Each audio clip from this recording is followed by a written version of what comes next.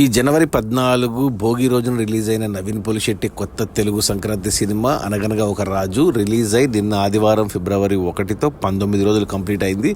ఈ 19 రోజుల gross collections చూస్తే తెలంగాణలో ఈ సినిమా 24 కోట్లు గ్రాస్ కలెక్ట్ చేస్తే రాయలసీమ జిల్లాల నుంచి 8 కోట్లు, ఇక మిగిలిన ఆంధ్ర నుంచి 30 కోట్లు. అలా టోటల్గా తెలుగు రాష్ట్రాల్లో 19 రోజుల్లో నవీన్ పోలిశెట్టి సినిమా 62 కోట్లు గ్రాస్ కలెక్ట్ చేసింది. ఇక ఆ తర్వాత కర్ణాటక నుంచి 6 కోట్ల గ్రాసు, ఇక ఓవర్సీస్ మేజర్గా నార్త్ అమెరికా నుంచి 16 కోట్ల గ్రాసు. అలా టోటల్గా 19 రోజుల్లో అనగనగా ఒక రాజు సినిమా 86 కోట్లు గ్రాస్ కలెక్ట్ చేసింది. ఇక ఈ 86 కోట్ల గ్రాస్లో థియేటర్ల రెంట్లు, గవర్నమెంట్ ట్యాక్సులు, ఖర్చులన్నీ పోను డిస్ట్రిబ్యూటర్ షేర్ వచ్చేసి 47 కోట్లు ఉంది. ఈ సినిమా బడ్జెట్ 60 కోట్లు అయితే 28 కోట్లకు డిస్ట్రిబ్యూటర్లకు అమ్మారు. 28 కోట్లు వెనక్కి వచ్చి మరో 19 కోట్ల లాభాలతో సినిమా బ్లాక్ బస్టర్ హిట్ అయింది. ఇక ఈరోజు సోమవారం వర్కింగ్ డే, కలెక్షన్స్ తగ్గుతాయి. నాకు తెలిసి ఇదే ఫైనల్.